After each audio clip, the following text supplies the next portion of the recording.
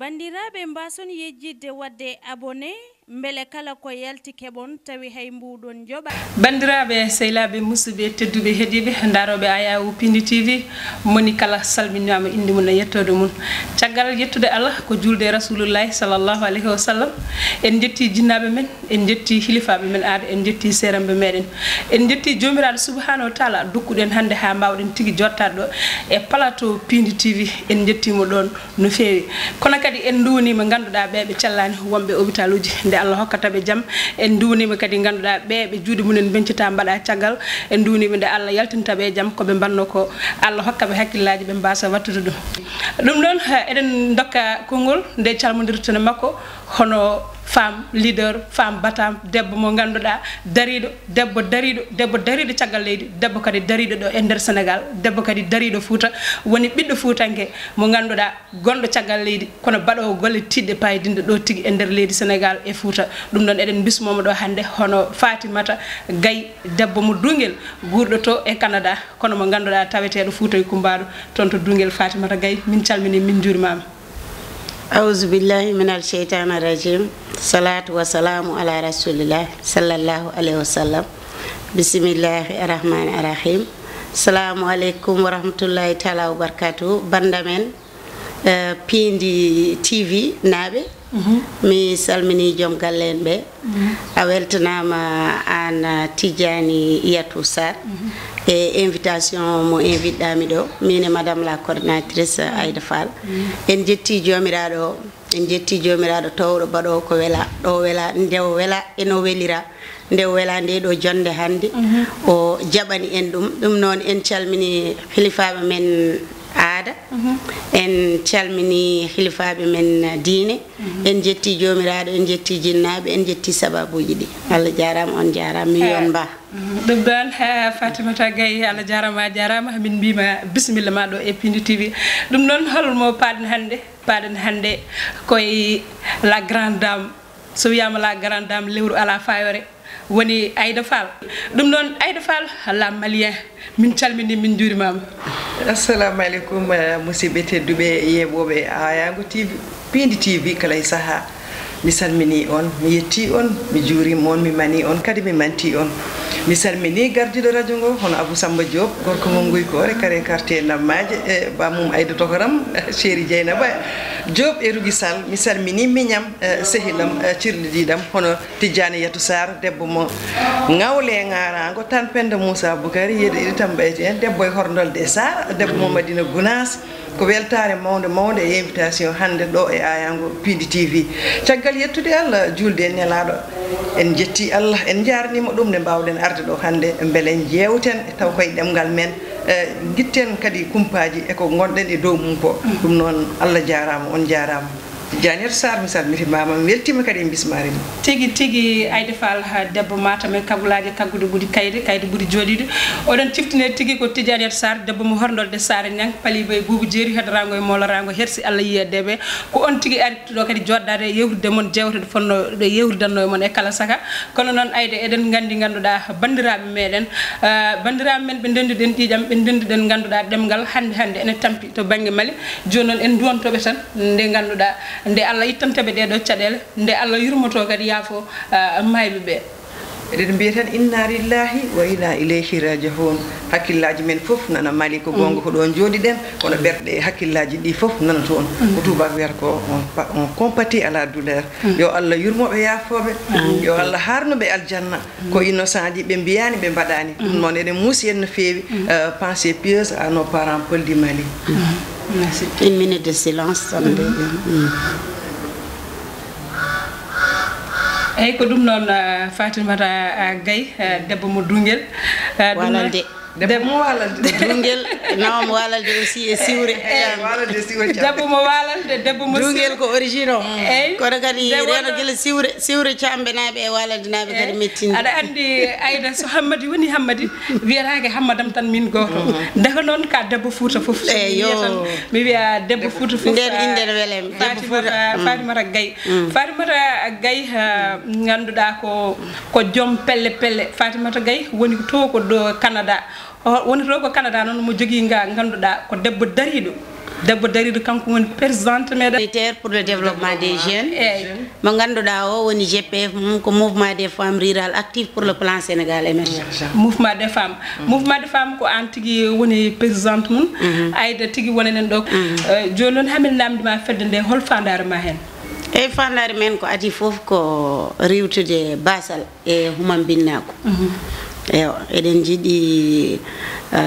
hono no leyɗele développiɗe ɗe mbayni mi wiyani ni hono tan no Dakar wayni capital o Fouta way noon kono jinmi ko yimɓeɓe mbatta ɗannade to woɗɗi taw gara ɗannoto taw garat ko Fouta te ɗum ɗon inchallah c'est possible nde wonno ko waɗata ɗum ko fuurankoɓe en jogui ɗum so tawi eɗen jogui leydi ala ɓurɗo en hewde leydi machallah eɗen jogui ndiyam eɗen jogui nangue donc kadi ko waɗete leydi ko en fuuɗa leydi men woni fertile donc ɗum ɗon ko gueɗe baɗɗe fayida nde wonno hande won leyɗele ɗe jiyata hay sinno jiiɗi awde jiiɗi remde ndemar ko dow kuɓeje enen kam hande ade janggo mbeɗa sikki ɗen caɗele keptaki en taw haade woni noon kala ko awa en fuɗa ene moƴƴi yimɓeɓe mbaɗa valoriser ko waɗete ko e ko ɗum waɗi noon eɗen jiiɗi enenne addude ballal men e hande e développement leydi meɗen e développement Afrique particulièrement ɗo gonɗen ɗo e so tawi en mbi Fouta kadi ko Fouta kadi rewo e worgo donc ko ɗum saabi mbaɗɗen fondation mission humanitaire pour le développement des jeunes mo ganduɗa o to batti caggal leydi omo walla immigrant ji omo jaɓɓo hoɓɓe arɓe joni balle hono mbaɗirta intégré ewa wonnoɓe ɗo guila duuɓi nogas expérience uji ɗi ɓe dañi ɗi ene waɗa servir arɓe hande ɓe donc ɗum ɗon ene wona ballital so tawi neɗɗo ari hadde mum suɓade hakkude jangde e goɗɗum walla won gueɗe won taw ene wawa waɗede orienté non gona bénéficiaire uji expérience uji godanoɗi ɗi e démarche uji kewɗi ɗi ɓe mbaɗata kadi tawa eɓe taw fondation en walla ɓe hen eɗen balla kadi des itinérantes cachés nde wonno aɗa andi fuutankoɓe en kewi sutur en kewi sutur to mbawɗen yaade fof kadi en nawrat wona kadi ɗanniɗo foof tan yawata wonde intégré yawata haaju mum yawata humtade te kadi aɗa andi fuutanke ɗanniyanke e ko heewi ene caggal mum donc moƴƴi ko ɓe balle ɓe mbawa wawde naftude ɓe gacci gayenne ɓe donc minen ne gila toon min puɗɗoto jaɓɓade ɓe e orientude ɓe e wallude ɓe ɓe mbaɗa intégré e banggue Fouta one so tawi aɗa haala fuurankoɓe kalta ko awo ndema e gaynaka ko ɗum waɗi min noon fondation waɗama sosama guila 2012 ewa heptina Canada 2013 ewa gayenne keptina ɗen ko 2014 2000 ɗum ko fondation mission humanitaire pour le développement des jeunes min ƴeewi noon hande Sénégal no lelori e plan Sénégal émergent mumin jiyo min jiiti hen koyemen jiitiɗen hen koyemen en tant que fuurankoɓe mbiɗen noon yen dadoɗen nde wonno hay goto wawa arde fittanma dama suudu ma ewa dañal way kono laaɓal ni fuɗɗorto ko ndi suudu a yalta e galle he yalta e bedda ha e wuuro heɓa hen ha leegal heɓa hen ha diwan ainsi de suite donc développement ne ko noon fuɗɗorto neɗɗo fuɗɗorto ko less fuɗɗoro hoore mum ene yaña ha yettoɗo ganduɗa ene wawi naftude yimɓe foof donc mbiɗen noon hankkadi yen mbaɗ organisé pelle ɗe ade woni eɗen jogui sellilaji kewɗi e nder Sénégal eɗen jogui 160 sellil e nder diaspora o eɗen jogui 15 leydi donc ko ɓuri sadde ko hande ko jiɗɗen wallude ɓe banggue agriculture pêche élevage ko déjà ɓe gona kamɓe wonɓe gaɓe ɓe gona producteur en so ɓe goni remoɓe so ɓe coñi ɓe balle e valeur ajoutée transformation waɗe valeur ajoutée waɗe emballé étiqueté e ko wawi yeyede hen au niveau national yeeye ko wawi kadi nawede caggal leydi nawe bénéfice fondation et mouvement des femmes rurales active o ko dañde déjà des consommateurs organisation hande no mbaɗirɗen ɗum ni hande kala ko wawi waɗede ɗo e Sénégal walla e Mauritanie e Fouraji ɗi nde wonno Mauritanie ne e jogui toon section en jogui toon section joguiɗo 12 sellil kala ko wawi dañede ɗo ene wawi nawede caggal leydi déjà ɗanniyankoɓe wonɓe caggal leydi ɓe ene goni organisé enen paari wadde consommé gila e cakriji neldeteɗi ha e follere ha e karaweje ha e hakoji ŋerƴadi ha e murtode e jaaɓe pourquoi par ce que hande nebam murtode tawama ene safra gueɗe kewɗe te ɗum heewi koye Fouta meɗen jaaɓe ko noon follere nde ko noon ainsi de suite donc ko ɗum woni darde meɗen yen organise en GIE et GPF ewa yimɓe ɓe daña wawde remde dañe waɗlede valeur ajoutée e nawede caggal leydi Allah jarama Fatimata tigui leeri nen joni an fedde nde ko ndi puɗɗani faade hande ko aɗa yi hen aɗa waɗa hen développé e hol caɗele kadi ganduɗa ɗe dañƴa hen eyyi caɗele kam godat tan ñakkata ewa haade woni ken julɓe eɗen nana histoire uji Mouhammad sallallahu alayhi wa sallam ewa ko adduno ko jippina e makko ko nde ɗum ari nde ko adi nde ene jaaɓe ene faame ha hande ene saro ewa tampinino won jamnoɓe kono kadi won saliɓe kanko e hoore makko caɗele fof dañuni hen e kono hande o ala ɗo kono hande machallah diine o yiyama o yaaji machallah na partout donc ko hono noon tan conviction nan ɗo te mbeɗa andi so Allah jaaɓi ko hunde wawde wonde kadi jogotonde battane te kadi hay goto anda hol naftortoɗo eɗen ñaago juude balɗe e moƴƴude battane e tawtorede kono so Allah jaaɓi hono no Penda Sarr en kaldete ni jeehi ɓooyi enen eɗen jiiɗi woppude ɗo prente meɗen joni an ganduɗa ko fedde nde ko bamɗa dar pelle aɗa jogui pelle Fouta malla ala pelle Fouta mi wima Sénégal eɗen jogui 116 cellule fof ko wuuro cellule fof ko wuuro cellule Dakar ko heddi ko eɗen jogui cellule aji e nder Fouta département de Podor e Matam rewɓeɓe haaɓe dari ko mawɗum aɗa andi rewɓe Foutankoɓe kam ene mbaɗa effort no feewi e o heddi tan ko ene manki juɓɓude e o joni noon saɗa waɗa hunde a ɓetat ɗum ƴeewa holto caɗele ɗe goni joni caggal nde mbaɗɗen diagnostic jiiɗen holto caɗele ɗe goni enen en gaddi proposition aji ko fati e formation mbawen wadde suivi e accompagnement saaha fof waɗe évalué ƴeewe holto yimɓeɓe jarata e holko foti ñassede hen e kono kam ko mawɗum hande ko eɓɓuɗen ko plan stratégique mo mbaɗɗen oɗo 5 ans e forum aji men ɓennude en mbaɗino le 17 février 2017 forum mbattuɗen kadi 72 heures koye oɗo cadre wawde waɗandeɓe formation aji wawde waddeɓe accompagné e waddeɓe orienté waɗanaɓe des documents des plans d' affaires des modèles d' affaires des plans stratégiques tawa eɓe mbawa tugnade hen e wawde wonde professionnel en e hono no galleji namnotoɗi financement namno gueɗe kewɗe rokkoɓe financement ɓe taw soɓe gaari hen eɓe juɓɓi no ɓen jiɗiri ni tawa eɓe mbaɗira noon metema ɓe mbawa wonde des bénéficiaires tigui Fatimata joni noon gartiren koye madame le Aïda Fall ko an woni coordinatrice fedde nde national eyyi joni hol yiyandema e ko Fatimata haali ko e darde hol poɗɗen darade enen ga en tant que wonɓe ga e Sénégal holno ballirtemo e darde nde o yiiɗi darnede ga nde ɓe Tidiane haade mi wadde développé namdal ma ngal mbaɗa yiiɗi ruttade seeɗa mi salmina grande sœur am woni mawnam présidente internationale MHDJ woni mission humanitaire pour le développement des jeunes sa nani pour le développement des jeunes wona jeune sa nani sukaɓe ko de 0 à 40 ans togui goo ha dañi duuɓi 40 rewɓe ne hen worɓe ne hen par ce que 40 hande aɗa andi duuɓi ɗi no jawiri ni c'est la jeunesse 40 hande wona neɗɗo mawɗo siko duuɓi ɗi jaawi ñalɗi ɗi jaawi e lebbi ɗi jaawi duuɓi ɗi jaawi donc MHDJ rendini ko sukaɓe worɓe e rewɓe ngam wallidde ɓe ngam uddidde hakkillaji mabɓe ngam fawde ɓe laawol beele ko golle golleteɗe ɗe ne daña gartam aɗa andi sa naati e nder reedu Fouta a yii rewɓe men no mbayi darade ɗo men ne dari eɓe nayi lorgol patas fatata eɓe nayi lorgol basalle eɓe nayi wadde plan ji persi Allah waɗi no présidente wini kamɓe Allah kam ne hokki en leydi eɗen jaaja Fouta ay ɗo watte ko plantation ngaji e nder galleji taw koye dow kuɓeje nden noon Allah hokki en jaajewi kono noon rewɓe ɓe dawa hen sa ƴeewi puɗal ha mutal kono ndeysan revenu o ɓe mbawa wadde hen bénéficie no feewi joni présidente e 72 heures mo waɗi toon o waɗaniɓe toon plan o waɗaniɓe toon panel aji pour o foɗa ɓe formé holno ɓe mbawa golle ɓe gollata ɗe holno ɓe dañirta hen gartam aɗa andi wona hunde ɓendi tan addoyama liirama ñoli weddama ene wawi liirede yoora watte produit bawɗo hutorede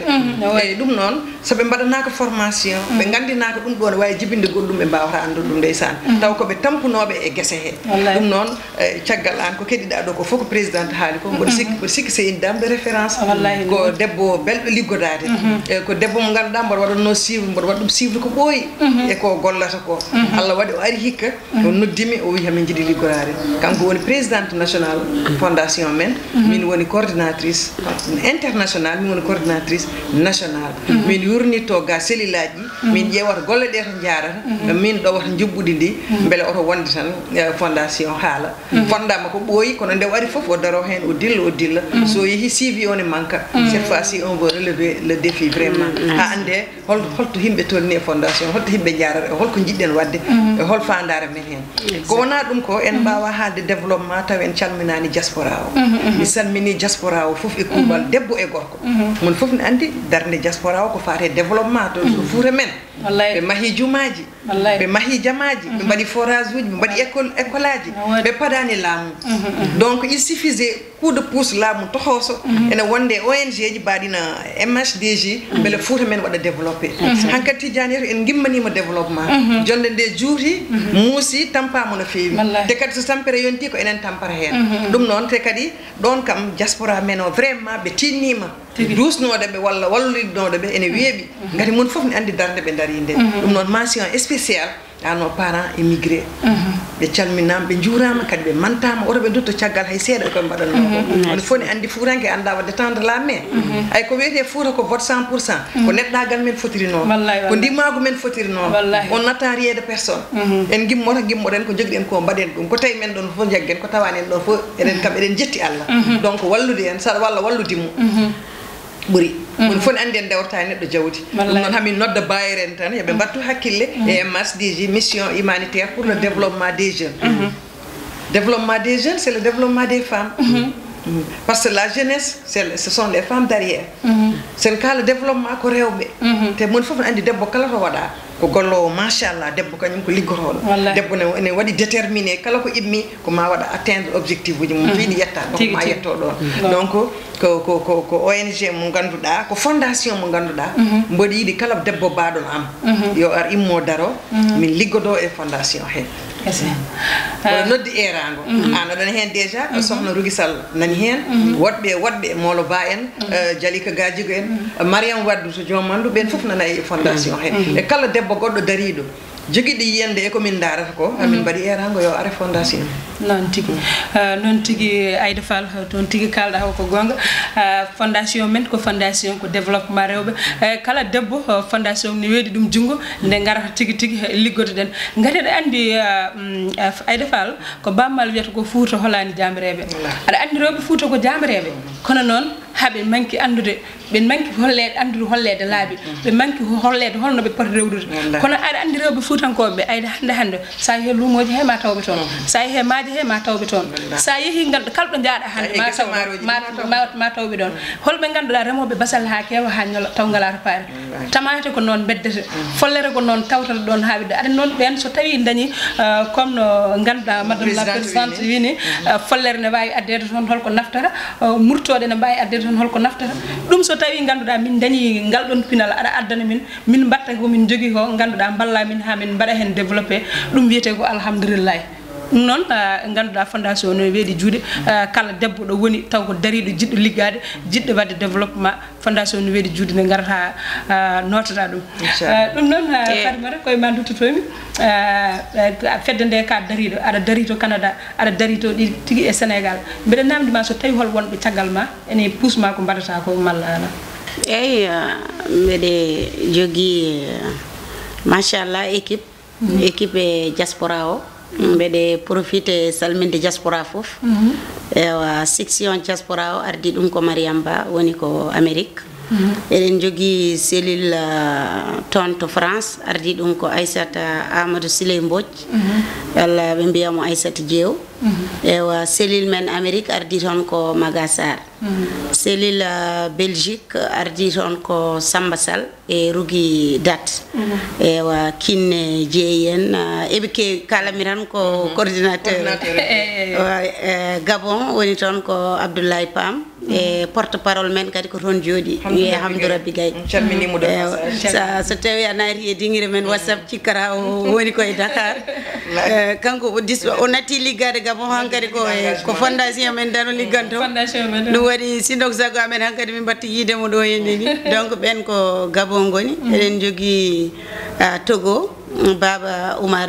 Gaye nana Togo eɗen jogui Bénin ardi toon ko Kalidou Ba Kalidou Ba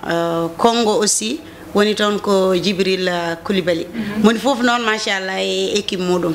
e woɗɓe mori ɗum ko diaspora o joni section Mauritanie ni a ardi ɗum ko Harouna Massa ewa CAO e ko Yaya Dieng e Dewel Diop Amadou Abdoul ɓen goni arnoɓe waɗande en formation chargé de projet kadi woni ko banggue Mauritanie bureau exécutif o ene wiye Guèye Siley ene wiye Guèye Siley machallah Moussa Gaye en e ko yimɓe dariɓe kadi goni koye CAO ɓen nana CAO rendini ko wonɓe Sénégal wonɓe Mauritanie e diaspora nde wonno forme meɗen ko forme nappale wona aɗa andi nappale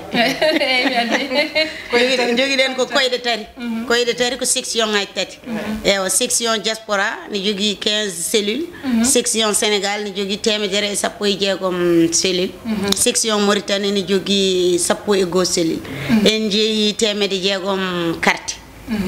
ujunnaji 6 carte de membre ujunnaji tati ko femme rural actif pour le plan Sénégal émergent ujunnaji tati ɗeya woni 3000 ko fondation meɗen joni min ƴeewi ko haade woni pour l'instant pour wadde ɓe organisé il faut wooda ko ɓe mballa wona e caisse mabɓe guilande min ngari ɗo henne min mbaɗi imprimé kala waɗɓe assemblée générale gaddi dokki men bureau mumen min dokka ɗumen nombre de carte minen imprimé kono kamɓe soɓe ƴetti carte ɗe par exemple wona e guure e nde totta 100 carte nde moni fof waɗi hen ko ujunere ƴetti cartal wona 100 ujunere ɓe mbaɗa ɗum e caisse ɓe puɗɗoro e ne waɗi cellule aji hannde machallah puɗɗima wadde hen des activités génératrices de revenu ko adinde ene daña péréji ene daña balle goɗɗe ko wona ɗum ko holno ɓe mbaɗata ɓe keptine ɓe jaaha kamɓene ɓe mbaɗa GIE batte fondation mouvement des femmes rural o on hankadi ko réseau au niveau international kala cellule baɗɗo tan so dañi kañum ne GPF jonon enen ko l'ensemble des cellules joguiɗen hen ko des GPF e ɓen joni gonata ko réseau des femmes rural actif donc en jeeyi ujunnaji 6 carte machallah donc ɗum ɗon wona hunde famɗude wona hunde famɗude ɗum waɗi somi wima tan eɗen jogui équipe mbeɗa sikki hankadi aɗa foti famde eɗen jogui équipe e heddi ko en dañani taw ko wallitoɓe eyyi joni an Farmata Gaye toon haali to banggue diaspora to fof joni ɗo e leydi meɗen Sénégal aɗa andi eɗen jogui hande yontaɓe machallah e banggue kadi laamu est ce que hol jagganɓema hen yontaɓe de min puɗɗi yiide tan ko tato yontaɓe fuutankoɓe ɓen mbayi hewdini machallah min puɗɗi tan yiide ko tato walluɓe min tan guila min puɗɗi ha joni saaha fof min gadda e mumen haaju tan daro hen min dañino ɗo henne min gaddi contenaire ewa contenaire o min guila 2014 min jinno ko wadde centre de métier féminin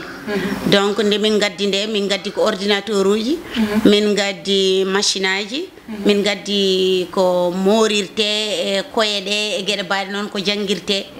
e gueɗe mbaɗe noon nde min gaddi ɗum de hunde nde leeli port e nde min jiiloto exonération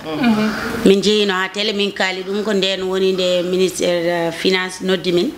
min kawri e DC o walli min keɓi exonération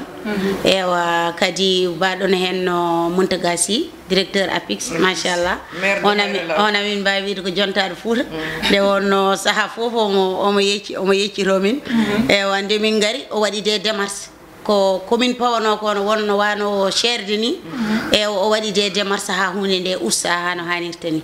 e ɗin démarche uji kadi waɗanno ɗum ko Moussa Oumar Sow maire de Walalde e ɓen foof amin calmin ɗum coordinateur PIMA e ko nden kadi machallah jontaɗo biyeteɗo Abdoulaye Elimane Dia Kalajo kañumne waɗi hen jungo mum haade woni ɓeya mbaɗi des démarches ha ko yoɓeteno ko ustama ko on meeɗi fawde 1 million e tabal rokki ɗum fondation donc ko ɓeɗo yontaɓe taro min kam min puɗɗi yiide ko ɓe min puɗɗi yiide e batte laamu ni min cuwa dañguer hon balle min cuwa raw min jiyani e so wona hikka forum o ko waɗat ko ewa ministre de la femme andano gueɗe ɗe no mbayni kañumen ne kewno yaade tan Podor en Matam en tan mbiye jettima Fouta e gandinɗen ɓe noon machallah rewɓe Fouta ene yaaji surtout ɓurɓe yurminade ɓe ɓurɓe jokade ɓe goni wonɓe hakkude maaje ɓe e ɓen gueɗe kewɗe meeɗa tinde ɗum hunde nde goram musimo o neli délégation makko rawane o waɗi 500 000 o rokki hikka kadi o neldi min kadi ko ɗon ɗo poste de santé Walalde ɗo o neldi ɗon leecce accouchement e ɗo yimɓeɓe gantirta e ko waɗente bébéji machallah ko équipement ji tan ha wayno leydi e ko wona ɗum ko en puɗɗima yiide kam wallitoɓe en to batte formation ngaji ONFP e ballal contrat moɓe jogui hakkude mabɓe e PIMA ɗum ne ngol lawol fuɗɗima dañede 100 personnes mbaɗe formé tawa ene keeɓa diplôme aji ene keptine e ko wona ɗum ko machallah yarlitiɓe fondation ɓe membre uji CA e bureau exécutif kala hen joguiɗo expertise ene waɗi ɗum e disposition fondation ene gara ene mbaɗa yimɓeɓe formé ene mbaɗa ɗumen accompagné ene mbaɗa suivi ewa ɗum waɗi noon machallah e le 12 janvier waɗama pose pierre centre de métier momin jinno gila hande duuɓi o min mbaɗi pose pierre kono ha joni ala foto min dañi baɗɗo hen tonne ciment pour centre o mahe pour centre o mahe centre mo ganduɗa leydi tan ko fundi eɗen jogui leydi ɗo e Dakar siège fondation e mouvement des femmes rurales terrain mum nan ɗo toon ne haydara ala ɗo sinno ko sago amen hande waɓe no Hamdou Rabbi en wattuɓe nattuɓe dawde to goni to won ɗanniyankoɓe hande machallah nattuɓe wawde concentrade guila e jangdi mumen ha e golle mumen min ko hen jeyaɓe anani a wonate examen ji mbiya ya ƴeew ko woni ko kewi e dinguire kono wona dinguire 15 WhatsApp so tawi a wi aɗa coordonné ɗum aɗa andi a heɗora ha tampa donc won tan dariɓe hande e diaspora ɓe sinno ko sagu men tawa eɗen jogui siège uji men ne maha gara mbatta hen dawde e gara mbatta hen dawde nden organisation mo jiɗɗen wadde o ma ɗum ɓuur newade dañen siège men ɗo e Dakar tawayne maha yimɓe ɗe dawa hen créer en emploi en même temps parce que kala ne joguiɗa mission sociale ene moƴƴi daña kadi mission économique mo ganduɗa o ene wawa rondade social o e woni leadership woni wonde leader ko mbawa wadde feere e mbaɗa gueɗe ɗe ganduɗa ɗe aɗa wawa ligginde ɓurɗoma gandal e ɓurɗoma ngaalu e ani hoorema daña hen salaire ma e ɓe liggottoɗa ɓe kadi daña hen to guuri daña hen salaire aji mumen gona autonome ko mbaɗeten ɗo ko wona fedde tan ni tan social ɓolo ala ko yen mbaddu hen activité génératrice de revenu créer des emplois créer richesse ha moni fo wawa hankadi jogade hoore demowo o watta neldude ɓiyum watta janggoyde caggal leydi janggoya Amérique janggoya hande miskina Allah woni wiyereɓe ko remoɓe te minen ko ɓuuri jagde min ko tomin goni to remoɓe goni patron eɓe ko remoɓe ɓen goni patron eɓe ko ɓen mbaɗa respecté ko ɓen jogui foof ɓen jogui leydi économique o ene mbaɗa respecté tawi noon enen contrairement fuurankoɓe remoɓe ɓuuri wonde miskineɓe so tawi étudiant fadi tan ha ko dañere e waalo ko e guese maaro ene légumaji ɗi ko demal mabɓe ngal woni ko wona gotum malla ko matériel moɓe jogui o équipement matériel malla ko leydi mabɓe ndi ɓuuri moƴƴude leydi ndi ɓuurani moƴƴude mais ko équipement lourd o ɓe jogui enen eɓe jogui matériel eɓe jogui matériel kadi ene daña valeur ajoutée wona tan a remi guesa ma a soñi tan neɗɗo ummo Dakar adda sakuji mum ha heewa ene somo gawri ma yula poruji mum hamde ara ha luggiɗa ara ɓofta maaro ma e gawri ma fof yaade hen tawi an ala fo e caɗele tampere fof a dañi kono moƴƴi ko coñata ko tawa ene daña valeur ajoutée tawa ene waɗa multiplier revenu o aɗa daña hen ko ganduɗa ko ɓesgu ma ene naftoro eyyi ko noon tigui Aida Fall ka hol konngol ma sakkeɗe e rewɓe ɓe holno darto ha ganduɗa fondation yaara yesso rewɓe ganduɗa wonɓe ga e Sénégal en tant que aɗa andi présidente haali ɗo joni wi kala eɗen jogui temedere fawde cellule aji cellule aji nana carodiri un peu partout ɗo e Dakar kadi ene waɗi cellule to cellule o woni ɗo e Dakar on waɗa fonctionnel depuis 2014 cellule o ne liggo depuis 2014 joni ñande dimanche oɗo ñande dimanche 25 noddi batu to centre BOP pour wultinde cellule aji e membitade e andude holto ɓe jarata e gueɗe ɗe cellule Dakar o nde waɗa joni section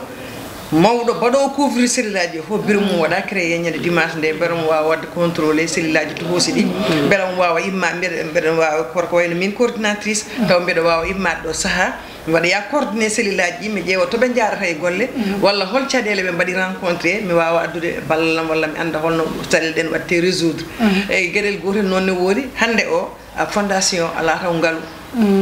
koye jeeygol carte de membre tan e cotisation ngaji mensuel ko hen ɓe mbasi min ngala taw financement au niveau de laamu ko fonds personnel tan gueɗe komin jogui ko hen tan min mbaɗata roulé eyyi ko wiide yo joguiɓe bayere en joguiɓe moyen wawɓe wallude ko wayno mission humanitaire pour le développement des jeunes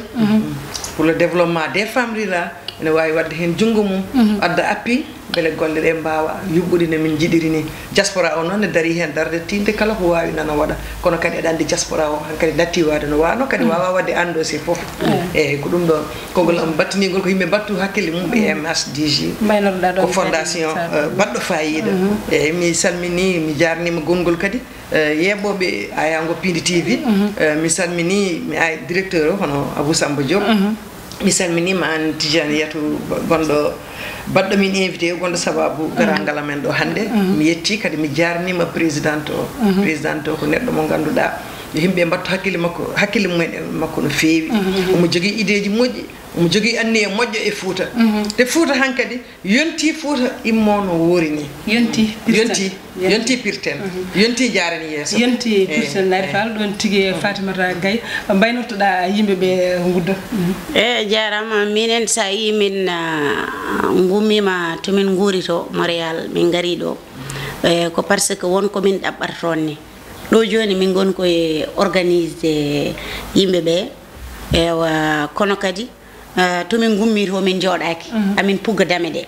te ko fuggude dame ɗe e yiide toon amin jogui opportunité dañde ɓe gummo toon ɓe gara eɓe mballa ɗo ene waɗi organisation ngaji hande ene ballita au niveau international kono tan pour gona éligible il faut woda ko puɗɗanɗa hoore ma il faut ɓe jiɗɗa wallude ɓe taw kañumen ene daari ɓen garata mbiya gaare min balla on ala ɓe jiiɗi ko tawde on e nder ko mbaɗɗoton ko tawa won déjà ko juɓɓinɗon wonko gonɗon e dow mum ɓe gara ɓe janta hen ɓe balla on hankkadi ko puɗɗi ɗon ko tawa ɓe jii yimɓeɓe ne jogui conviction ne dañi passion ne jogui pellital ene mbaɗa hunde ɓe gara ɓe balla ɗum ɓen noon ene goni disponible ene paada so Allah jaaɓi gueɗe kewɗe ma gummono en caggal leydi gara ɗo